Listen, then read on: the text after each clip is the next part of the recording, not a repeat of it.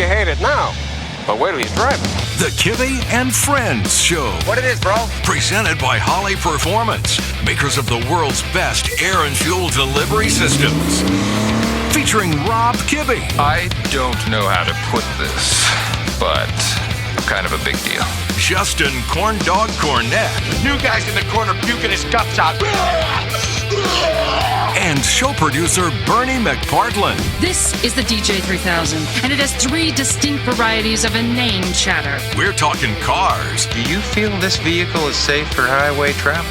Yes, I do. Diving deep on the topics that matter most. Just when I think you couldn't possibly be any dumber, you go and do something like this. And totally redeem yourself. And the Dukes of Hazzard. Available on Apple Podcasts, Spotify, and wherever you get your content. Turn up the volume. Turn it up. This is the Kibbe and Friends Show. Kibbe and Friends Show, episode, it's a bonus show. You probably just heard our tribute to the late, great Ben Jones, and the 3 of us are here, right? Corn Dog, you're here? Yeah. Burn, you're here? Checked. Yeah. Okay. That was the full rundown. In 2019, thanks to Mark Bradley, we got lined up to do an interview with Ben Jones to promote the upcoming 40th anniversary celebration of the Dukes of Hazzard. Corn Dog, do you remember what that was? It was in January of 2019. Yeah. Maybe it was in Atlanta, or maybe it was in Georgia.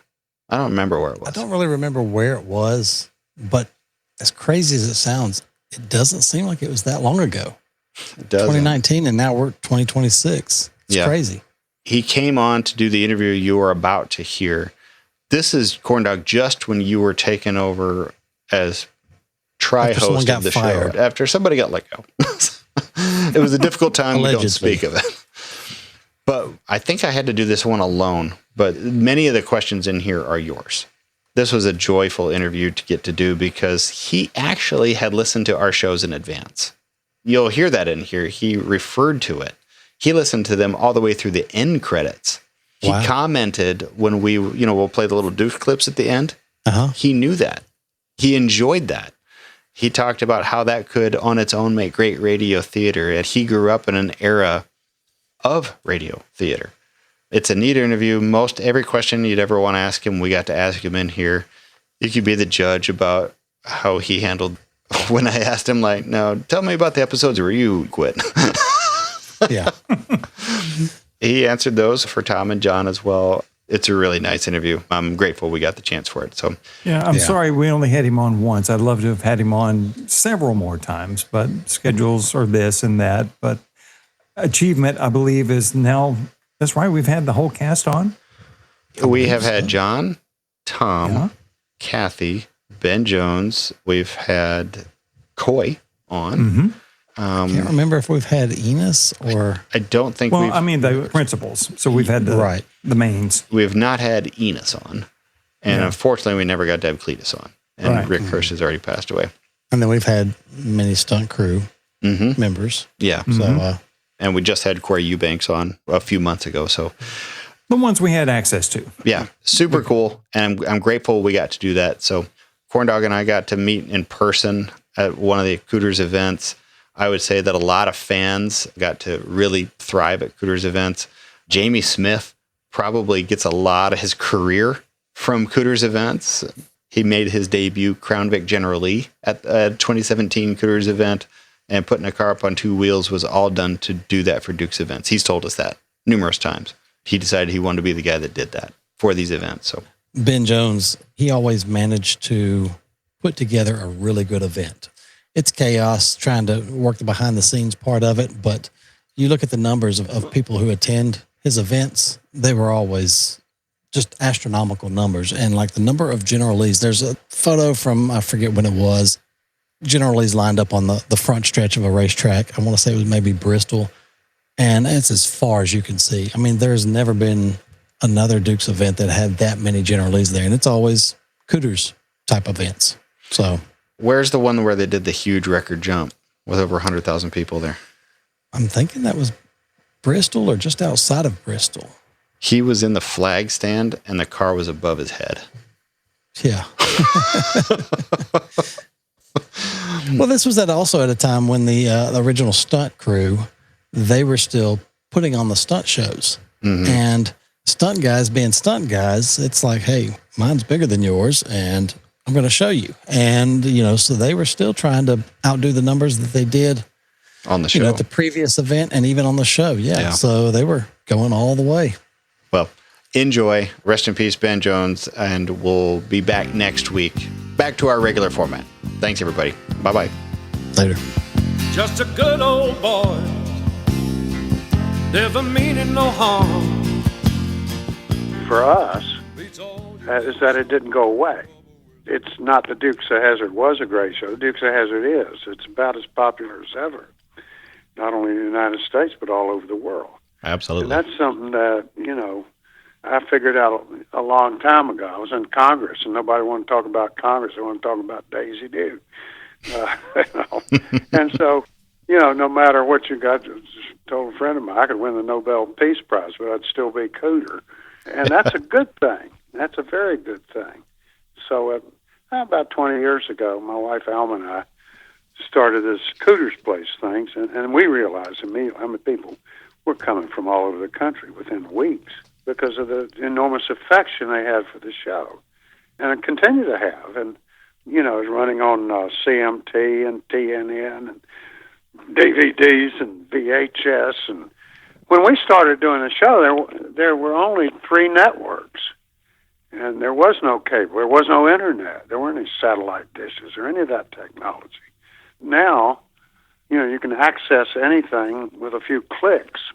These days a hit television show would have 10 or 15 million viewers. Mm-hmm. Our show routinely got 30 to 40 million people every Friday night. And then it was running syndication in the afternoons while that was going on. So that's just an enormous cultural impact. I mean, it still is, and it's still going strong. And once we started doing this little Dukes of Hazzard museum, it just took off. I mean, it took off like crazy. And then we started doing little festivals, and people would come from all over for that. We started drawing. We drew 100,000 people in Nashville one year. Really? The biggest fan event for any television show ever. And we've done other events, which we didn't intend to be as large, but would draw 25,000, 30,000 people. And the whole cast would come in, everybody enjoyed it. And people, I've seen 200 General Lees at one time that people have built, much nicer than the cars we used on the show. Mm-hmm. So there's a community like this, and, I'm always trying to intellectualize these things, and why is this widespread cultural impact of it? In fact, I'm sitting here working on a documentary film with a documentary filmmaker about that phenomenon, trying to answer the question of why was the show so popular, but why has it continued to be so beloved after 40 years? Right. We're having our 40th anniversary in a couple of weeks. So first of all, I appreciate you taking the time to do this. I had no idea if you had even heard our show before, so it's really neat that you have. Guessing I have Mark Bradley to thank for that, so thank you. Thank you, Mark. I heard your interview with Mark. You ask him a question, you're going to get a serious answer, man. He knows his stuff. He's brilliant. What I would like to do is discuss a little about you, a little about the show, a little about the event you have coming up, and we did have some fan questions sent in for you as well. I thought we were already on the air and going. We are. I'll talk the chicken off the bone until you tell me to stop. Well, don't worry. I've been recording the whole time. So here, as I recall, January 26, 1979 is when your first episode of the Dukes of Hazzard aired as a mid-season replacement in the event you're throwing at the end of this month, 40 years to the day, is to commemorate that. And that is an amazing feat. I was old when we started doing it, man. That's question number one. On the series, the age range between the actors is always kind of difficult to understand because the actors are all different ages. Because John Schneider, we know, was 18 years old. Yeah. How old were you? I was just turned 37. I'd known Schneider around Atlanta. He was an Atlanta actor. I knew him when he was 15, 16 years old. So I knew he was a kid. Sonny Short, who played Enos, was a few years older than me, and we had done a lot of films together down there. Tom Wopat was a few years older than Schneider, and Catherine's always going to be 23 or so. Perpetually 23. Denver was the oldest of the cast, the character actors, and then Jimmy Best, who played Roscoe, was next. Jimmy and Denver both were World War II veterans, tell you something. And Sorrell Booke was born in 1930, so when we started filming, he was in his 50s. And Sorrell was an extraordinary guy. He was brilliant. He spoke 6 or 7 languages very fluently. And he'd been in Korea, and he worked in Army intelligence. It's a true fact, as they say, a true fact, not just a fact, but a true fact, that he was a code breaker for the CIA. We didn't any of us know that, but we'd heard that. And, well, you know, I served a couple of terms in Congress later and checked, and sure enough, he was. Really? And he was a code breaker. He was that smart. I mean, he was just brilliant. A consummate actor. But he had more fun. We had more fun doing that show. It's like playing cowboys and Indians when you're a kid, just letting it rip, you know.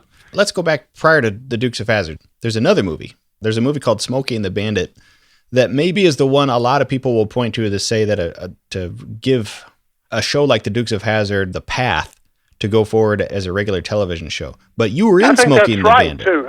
I had, you know, a bit part in it, and I know people have seen that movie 20, 30 times and didn't notice that I was in it. Oh, you're right at the beginning. Great story about that. I was kind of wild child back in those days, and I'd been out all night long. I got home about 5 o'clock in the morning, just crashed out, and the phone rang about 6 and said, "Can you get out to the fairgrounds? We need somebody to play a truck driver." So I went out there, and I go walking into the set, and there's Jackie Gleason in his tent having this huge catered breakfast. And there's all the muckety-mucks. And so I do the scene, and Paul Williams and Pat McCord come walking up, and Paul Williams says, "Hey, Hoss, can you tell me where I can find the Bandit?" And I'm this guy talking to this good-looking woman. I looked around and said, "I ain't seen him." Well, 3 words. I mean, the script had probably said I haven't seen him, but I just said I ain't seen him, which comes out as 1 word in the Southern language. And then I said, "Cut," and I went back home and went back to sleep. And I woke up that afternoon with a terrible hangover dream. So I dreamed I was in a movie. Anyhow, I actually laugh about that, but I still get a check every once in a while for the 19th Denmark rerun. Do you really? Yeah, it'll be, 19 cents. But over the years, and that's been over 40 years, it's added up to, a few $1,000s a word. Did you know Sonny Schroyer in that movie? Oh, yeah. Yeah, I knew Sonny from before that. We'd done 4 or 5 films together. And we were often competing for parts. So Atlanta was pretty busy. Jimmy Carter, when he was governor of Georgia, started the first state film commission to actively recruit films to come and shoot on location in Georgia. And he had hooked up with Burt Reynolds and others. Deliverance was shot there, and a number of other films. But Sonny and I had worked together in 5 or 6 films, I think, before that. He was from Valdosta, Georgia, but he worked out of Atlanta.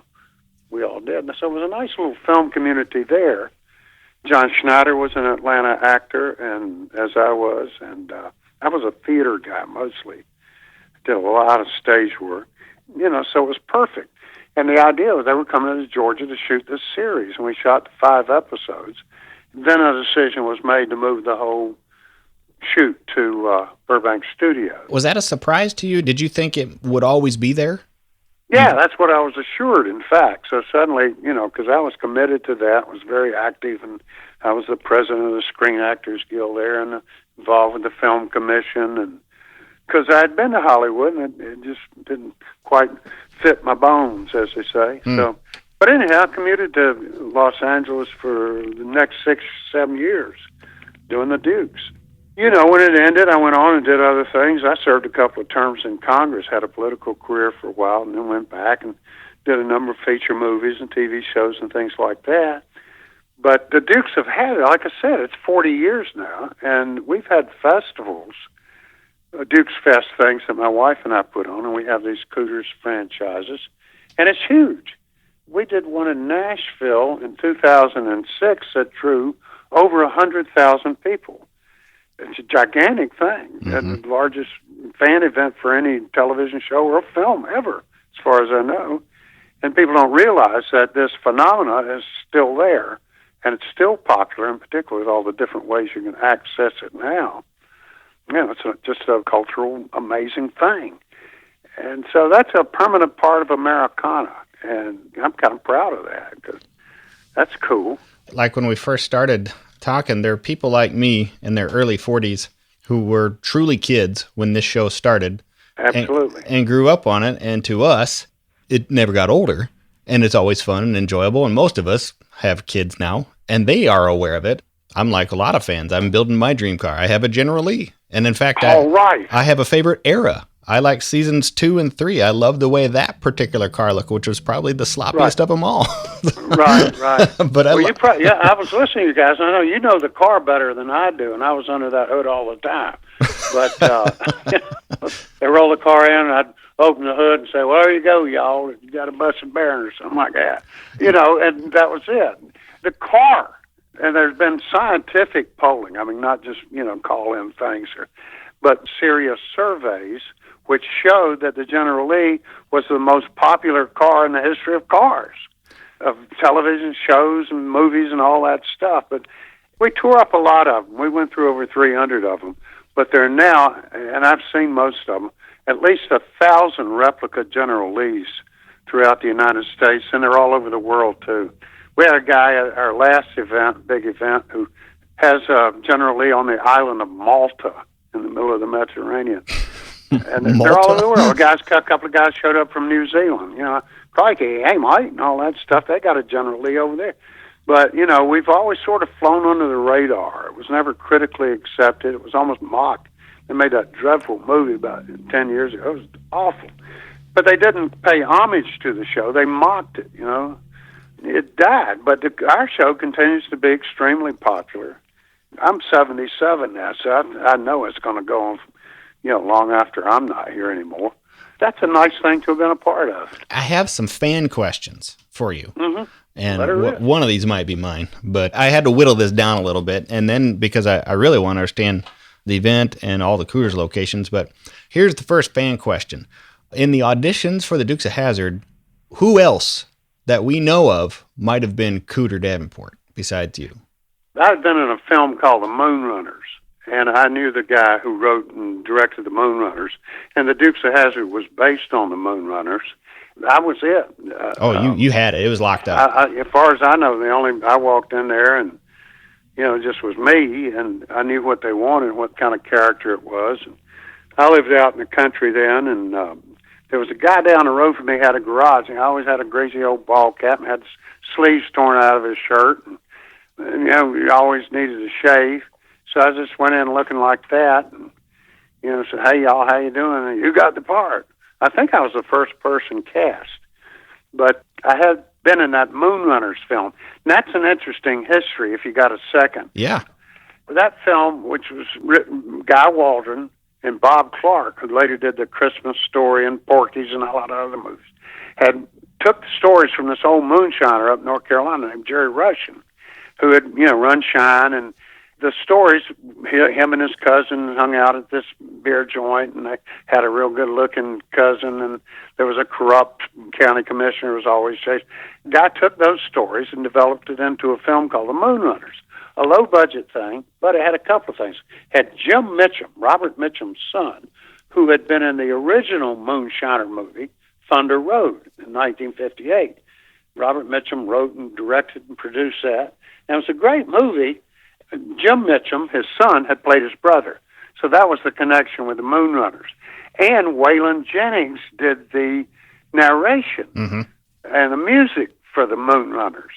So a couple of years later, all these things had happened. Jimmy Carter had been elected president. NASCAR had suddenly become huge. Waylon and Willie and the outlaw thing was big. Waylon was selling. And Smokey and the Bandit had happened. Huge box office. So they're looking for a Southern thing in Hollywood, trying to figure out what's going on with all this. So Guy happened to be in the right place at the right time. He's out there working and shopped his Moonrunners thing around and ran into a guy named Phil Mandelker who was looking for exactly that sort of thing. So the Dukes of Hazzard was put together, and Warner's picked it up and sold it to CBS for 5 shows. And within a couple of weeks of it coming on the air in January of 79, it was huge. It was top 5 show, and then often was the number 1 show for the next 6 or 7 years. So suddenly I went from, this old boy out living out in the country and being an Atlanta actor to being, TV star. Part of the, well, I guess. Yeah. But my life certainly changed, and still affected by all of that. And like you said, you watched it with your parents, and then you watched it with your kids. And if you have that kind of staying power, that's as good as it gets in show business.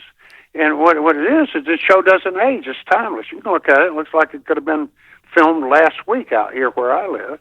It's a bunch of boys wearing ball caps and blue jeans and work shirts and cowboy boots and driving around in old cars on dirt roads past, old farmhouses. And it looks exactly, could have been filmed last week. It's timeless in that sense. But it also has all those elements. Great action. That doesn't get old. Best action ever filmed for television. And Catherine Bach in her shorts, that never gets old. Nope. Slapstick comedy, that doesn't get old. They've been doing that since the Greeks and Romans.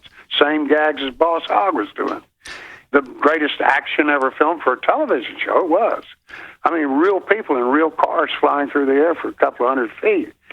In any language, in any country, they can relate to all of that. I don't know that we'll ever see anything quite to that scale again, especially with the automotive side of it. They just don't wreck that many cars anymore on purpose with real people in them. We've already destroyed all the Dodge Chargers from 68, 69, 70.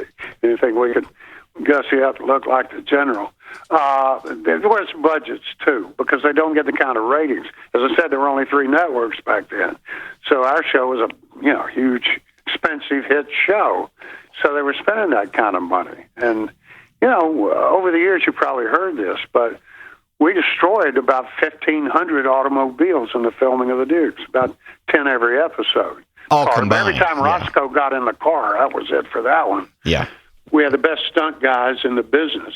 That was another element, was music. Music was very important to the show. So there are all those things going on, and the chemistry was great, and there just wasn't much not to like. And that's why it continues on. And people who did grow up watching it and are adults now like their children watching it because it's such a clean, positive, good guys always win, nobody gets hurt. And after the first year or so, there was no profanity, not anything you wouldn't worry about the kids seeing. And when I was a kid, it was Roy Rogers and Gene Autry. Mm-hmm. And same, we're doing like those old B-Westerns with cars instead of horses and all of those same elements. It continues to work, and that's amazing to me. The first few episodes in particular are quite different than the rest of the entire series. And rougher language and bawdier situations. And what happened, it was a 9 o'clock show. And that's the way, in Hollywood they think, well, that's a 9 o'clock show, we can do this. But 8 o'clock show is a family hour. Well, what happened was they realized in their demographics and polling and all that stuff that every kid in the country wanted to see this show. So they canceled the Hulk, which was on at 8, moved the Dukes from 9 o'clock to 8 o'clock, moved Dallas from 10 to 9 and put on Falcon Crest. And those 3 shows, Dukes, Dallas, and then Falcon Crest, for 5 years got ratings like that could only dream of now. Mm-hmm. But we cleaned the show up a little bit. And that was the right move for it, I think. Which era of Cooter did you like the best? So in the early seasons, he's got a beard and he drinks moonshine and eats donuts and is barefoot. And then later, he's cleaned up. He's clean shaven, at least. Which version did you like better? Those were all my ideas, so I liked them all. I was a serious actor, and had done 90 or 100 stage plays and was totally involved in the character. And I knew this thing was going to run for a long time, and I didn't want to play, Stephen Fetchit, Goober Gomer, whatever, any of that stuff. I wanted to be a real person who evolved and changed as real humans do. So I said, well, what you do is sort of the hook. You got that character and all that stuff. And then I started, well, we'll clean him up a little bit. Now, he was the only guy in the whole county that worked. if you ever noticed that. That is true. And he had the only mechanic with the only tow truck and the only garage in a place where all they did was wreck cars. Mm-hmm. So Cooter sort of, over the years, and I've talked to producers about this and often fight with producers about this. I want to do this. I want to clean him up a little bit here. Let's see him, be the Boy Scout leader, or let's see him go to church. He grew dimensionally and still was, they couldn't have done the show without him. You got to call Cooter. So I evolved that character. I liked all of it. And I go back and watch those shows now, and I was doing a different kind of acting at the beginning. It was much broader, much more characterized. But as time went on, as I reflect in my own life, when Cooter comes back to the first reunion show, he's the congressman from Hazzard County, which had happened in my real life. And I'm still the same in my head as an actor, still the same guy, relating to these people in the same way. But I've changed as people change. That was an acting challenge, but it was something I personally wanted to do because I didn't want to play a silly character, exaggerated slapstick character for how many ever years we were going to shoot it. So every once in a while he'd put on a clean shirt, change his hat every once in a while, wear a pair of shoes, things like that. Here's a fan question for you. Do you remember an episode where you were going to race the Duke boys? You had your own Chevelle. You broke your foot or your leg or something like that. That Chevelle is very popular amongst the listeners. Was there any chance that you were going to always have a hot rod to compete with the General Lee? Well, I wanted one. I was always trying to sell them on the idea. I wanted to do an old Mustang or a Cooter and paint it gray and call it Stonewall. And no. But they throw me a car like that. And those cars, that car, they made a die-cast model of that car. These days I sell them, at our stores. So you start talking car people like you guys are. Well, Uncle Jesse had a Mustang, like that for a while. He did. So I started talking, what were you running in that thing? Now, I don't know. I opened the hood one time with that, and it's a cut, and you go on to the next thing. I'm I get in over my head with serious car people about those cars. Did you have any favorite? You had a million tow trucks. That was another fan question. Did you have a favorite tow truck? It was the first one. It was an old Chevy, I believe. It was that tan thing, and we had it down in Georgia. There was an episode. It was the third show we did, and it's the show that really hooked the country on the show, I think. It was just a great show where the bad guys were these mob guys who were counterfeiting, and we rigged up these grass hooks on the tow truck. We welded these spikes on the side of it, and we'd ram them, and the spikes would go into the door and pull off the door of the car, then all the fenders and bumpers and quarter panels and everything. We disassembled the bad guy's car. And I'm trying to think of the name of that show. Repo Man. Yeah. The third episode. That, to me, we had more fun in that old truck. Some of that driving we did ourselves. And it was just a great show. People said, wow, this is really good stuff. But we were filming terrific action. We had a guy sitting on the back of that tow truck with his camera right into that quarter panel of the bad guy's car as it was pulled off by the spike we had welded on the truck, on the real tow truck. You see it hit the ground and then fly right up into the camera, and the cameraman didn't flinch. It was that kind of quality. I mean, those are exciting things. So we were out there just having a ball in Georgia, where there weren't any suits around, and there weren't any producers or this or that, and we were doing exactly what the heck we felt like doing. It was the best gig I ever had.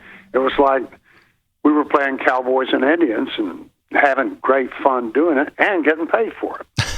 It's not a bad way to make a living and be remembered, especially. I listen to your show sometimes, and y'all play the outtakes at the end. Yeah. And that would work as a radio show. The Dukes went Boss Hogg and Roscoe. They're also good if you use a Waylon kind of voice to set the stage, and that was there anyway.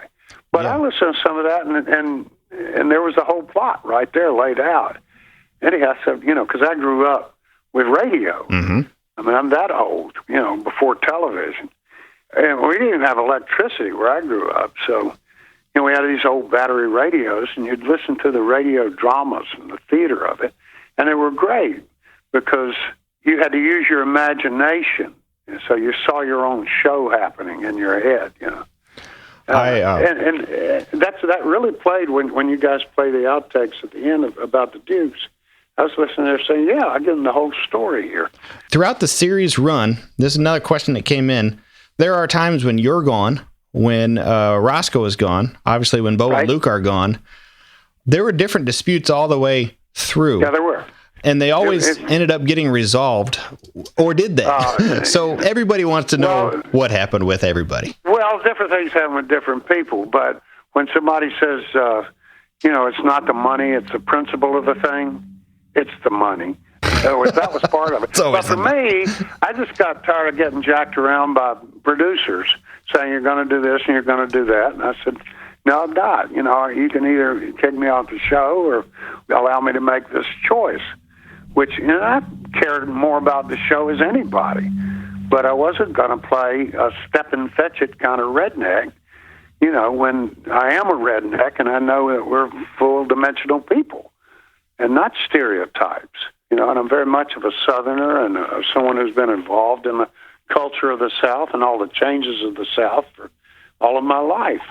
And so I had some artistic differences that way, but ultimately we resolved those, and I kept on. And, Bo and Luke, John and Tom left the show, and that was about money, about what they felt, I think, was a lack of respect for the work they were doing. They weren't getting paid like people on other shows were, and they should have.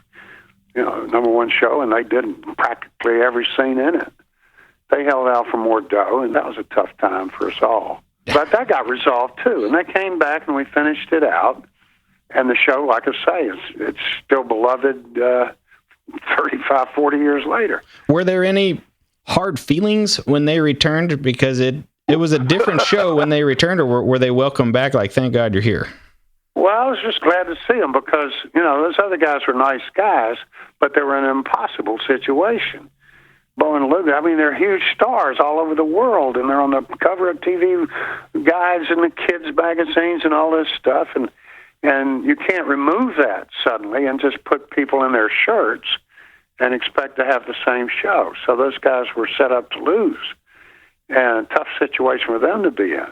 But the ratings started to drop, and I privately went to see the head of CBS and said, we got to resolve this. Nobody's talking even. And within a couple of weeks, they were back. And nobody's ever heard that story till I just told it to you. But, Bud Grant, it was the head of CBS. I said, they're not even talking to each other. We got to resolve. The show's dying. And I could tell because I lived in Georgia, and I also went out just about every weekend and did like World of Wheels car shows and things like that.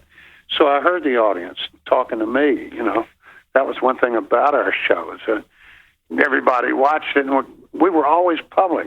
The actors were. We go out and do these events. People would be lined up down the street to see the Dukes of Hazzard in those days. So they were telling me, and I just come in and say, I'm just reporting to you. This problem has to be resolved. And sure enough, they came back, and it was great to see them. But by that time, I think, if the writing never grew. I think we grew as actors, but the writers were the same guys, and they were basically got into writing the same formula, and that works for a few years. But after 7 years, it was really being carried by the actors, particularly Sorrell Booke and Jimmy Best, in my opinion. That's the best part now for me as an adult watching it, because I had no idea they were funny when I was a kid. Right. But those guys were comic geniuses. And when they said, listen, this is something I have to say, that Sorrell was, like I said, he was a brilliant guy, Broadway actor, an opera singer, Yale School of Drama, and all this stuff. And he loved doing that more than playing King Lear or Othello or whatever. We were like kids playing. And when him and Jimmy Best got together, Jimmy was an old cowboy actor, and they started doing comedy, and they started doing slapstick comedy, which the show required. And they worked out what would be called a double act, like Alan Costello, Martin and Lewis, those kind of double acts. And the funniest stuff right now, I can fall down laughing at some of their shtick that they do in the repartee they have between them. And remember, this is the number one show on television often in those years. Nobody on our show, none of us, Sorrell Booke and Jimmy Beck, were never even nominated for an Emmy for comedy. And this stuff is still funny right now and still classic. Like, again, we had fun doing it. It's hard not to have fun when you're doing that. Everybody in the world that impersonates a cop can do a Roscoe P. Coltrane. I mean, that anybody, even people that would never be caught dead watching that show, can do it. That's right. Everybody would come up to Jim, stuffy, and all that, and he'd go, "That's pathetic. That's the worst person." But everybody had one, you know, and people do that. I mean, we do festivals where they come dressed as Roscoe and, you know, cuff them and stuff them and all that. That's just a wonderful testament, not only to the longevity of the show and its popularity, but that the fun of it. That grown men would dress up and do their Roscoe impersonations, you know, and so, you know, life's too short not to do that, you know. But we have a lot of fun with it. But those guys were brilliant actors, and they were doing world-class comedy, which plays, that stuff is universal, you know. Physical comedy, you know, is universal. They just dub it in other languages, and they were beloved. That was really good professionals who had thought a lot about what they were doing, and the timing of it had to be perfect, or it's not funny. I can watch it now and still laugh. I'm just, you know, I have a fondness for it, particularly for their work. Was there ever, here's the last fan question. There is a car, a specific General Lee that was built, that we've read about, that was built to do a wheelie. And it was supposed to have been built for either the finale of season 7 or something in season 8 that never happened. What is that the case? Was the finale show that we saw meant to be the finale? Was there a season 8 ever planned? I think it was planned, but the decision to cancel was made during the 7th season. So those shows had been written out. I'm trying to remember what the last show was. Roscoe's a magician, and he... Oh, yeah. That John Schneider directed it. No, that was not. It was, you know, there was no sentimentality about doing a last show where we all went out with, you know, happy endings. In fact, John had written that show, I think, himself. So, no, and I don't remember about the wheelie. Those guys could do anything with cars. You know, we have the ski car where you put it up on one side, and those stunt drivers could. Buzz Bundy, who used to drive for the Joey Chitwood carnivals, was the best ski car guy in Hollywood. And he would come and take a bread truck or something and put it on one side and two wheels and drive it around the Hazzard County Square again and again. I mean, it's just talents, you know. And these guys set world record jumps just in the filming of the show. Nobody had ever jumped a huge car across a river like that, you know, a couple 100 feet. When did you open your first Cooter's location, and which one was it? Well, you know, like I said, I'd been had a political career, and then gone back to Hollywood and done some stuff. And I might have gone back for the reunion show. Yeah, the first reunion show. And I stayed out there, and I did some films of this, and just got tired of it. So I called Alma, my wife, and I said, she was a big muckety-muck then. She worked for the Schuberts and was a Broadway producer and ran the National Theater in D.C., but she was working for Operation Sail, which was all those tall ships. And she had this big gig, you know, called the Tall Ships on the Millennium, July the 4th, 2000. She produced the biggest flotilla of ships since D-Day. In New York Harbor, all those tall ships from all over the world showed up. Those, you know, 4 masters, beautiful sailing ships, along with an international naval review, along with all the pleasure craft that went out to sea there. So there's, you know, you could walk from the Battery in New York over to the Statue of Liberty, just stepping on boats. It was a huge thing. So I was back here in the mountains of Virginia writing and taking a train up to New York to do a little acting. I had this idea, drove by this old fruit stand. We're way out in the country, a 2-lane highway that goes up into the Blue Ridge Mountains, you know, where they used to sell apple cider and Elvis towels and things like that. And it was empty. And I said, I got to thinking about it. I drive by there and said, if I put an old General Lee out front, just got all my old scripts out and a costume and some props that I had and pictures from the show, I could sell T-shirts. And I told Elle about it. And she said, that is the craziest idea I've ever heard. She said, but you go right ahead. You have things to do right now. So I did that. I put the car out there. And then we had a grand up. People started coming by. They just stop. They'd see the car and stop and come in and say, "Oh, you're the guy from the show." Damn. And so I was selling T-shirts and Uncle Jesse's apple cider and things like that. And it kept getting busier and busier. We had this grand opening planned a month or so after the cold opening, as I say. 5,000 people showed up. And we're up in the mountains, a little two-lane highway, and all these people came down and heard about it. And Alma, who is a business whiz, sort of said, "Oh, I'm going to get with the program." And when we both got involved in it, and she started using her public relations skills, and we started having fun with it, it just grew and grew and grew and continued to grow. And we opened a store in Gatlinburg after a couple of years, up in the Smoky Mountains, near Dollywood and Pigeon Forge and all that. And it took off. And there's millions of visitors there every year. Then we closed the one here. We opened one in Nashville, right by the Grand Ole Opry. And this is all 20 years ago almost. And those stores continue to go along, do great. Then we closed the store here because I started singing with the band, and we started getting bookings all over the country. I'm not a singer. I'm an actor. And I said, well, I'll just get up and act like a singer. And we've been doing that. And it kept growing and growing. Then we started doing the festivals. We started doing that at our little store here, and it outgrew it. We did it in Bristol Motor Speedway, and there were 15,000, 20,000 people, and it kept growing. And then we went to Nashville in 2006. The show had just come back on cable. Now, here, let me tell you something. You remember that dreadful movie they made about the dude? It just sucked canal water. It was the worst movie ever made. We're familiar with it, yes. Yeah, I hope it's all prints of it are buried out in the Mojave Desert somewhere. I just despise that thing. But that movie came out and did $7 million business. That's a terrible flop in the first week. Meanwhile, CMT picked up the reruns of the Dukes of Hazzard at the same time. It had been off the air for a couple of years. And over the first weekend, they got 23 million viewers to the Dukes of Hazzard, while that movie was just dying. So it sort of reinvigorated all of our thinking about it. But we continue right now. We just continued. I'm not getting any younger, as they say. And I'm 30 years older than dirt. So, but we're still doing it. Keeps us going. It doesn't keep us young. Keeps us thinking we're young and having a good time.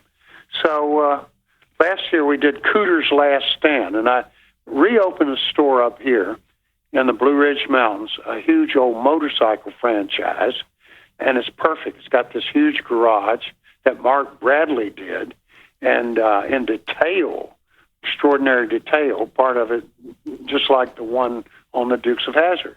You feel like you're in. I feel like I'm in there when I go in there. And we've got this huge, it was an old showroom for the bikes, and it's now a huge museum and our theater. We do live music there for free, and people come. But to this Cooter's Last Stand, it was our last, we do maybe over a couple of days, 30,000 people. I attended from everywhere from all over the world. Were you there? I was there. We did some feature coverage there. Well, you know what I'm talking about. Yeah. So was that supposed to be it, or do you have other events planned for the future, like the 40th anniversary one you have coming up here? Well, that's very small, though. We'll continue to do, and we have. We'll continue to do some much smaller things, and something might happen. But that was the last bit physically. If I start talking about all my operations like old people do, it would take the next hour and a half. But let me put it this way. Right now, I went to the doctor. He said, my doctor, I thought I had a cold. He said, got to get you to the emergency room. It was a few months ago. And I had AFib, where your heart isn't beating correctly, and double pneumonia. And I've got this from all the ball I played and all the car wrecks I was in. I've got a back shot. I've had 7 knee operations, so it goes on like that. And you get to be 77 years old, you can't just quite jump the fences anymore, you know. I started to put my leg up in the general and then say, cut, you know, get in, close the door, right? Yeah, right. And then action. So we're still going and doing, and the stores are still going great, but this will be, this is a smaller thing. What are all the details? It's a theater. Well, the Troubadour Theater is the old Ernest Tubb Theater. It's in Music Valley, right by the Grand Ole Opry, and that's where we're going to show the first episode at exactly the time it came on, 9 o'clock Eastern, 8 o'clock Central. It'll be at 8 o'clock Central on Saturday night, January 26th, 40 years to the day. Most of the cast will be there, myself and Catherine Bach, Tom Wopat and Sonny Schroyer and Rick Hurst. James Best's wife, Dorothy's going to be there. Huey Jennings, who is Waylon's grandson, is going to perform.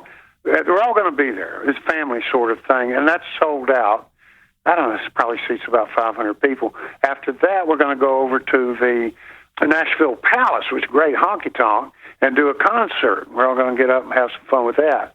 But during the day, the cast is all going to be doing personal appearances, signings, and things like that. And there's no ticket for that. So, you know, I think a lot of people will show up. You know, it's not 100,000 people or so, and flying cars a couple hundred feet. We set a world record jump down there in Nashville in 2006. And I watched the film of it now, and I'm still astonished by it. You can hear when it lands, all 4 tires blew.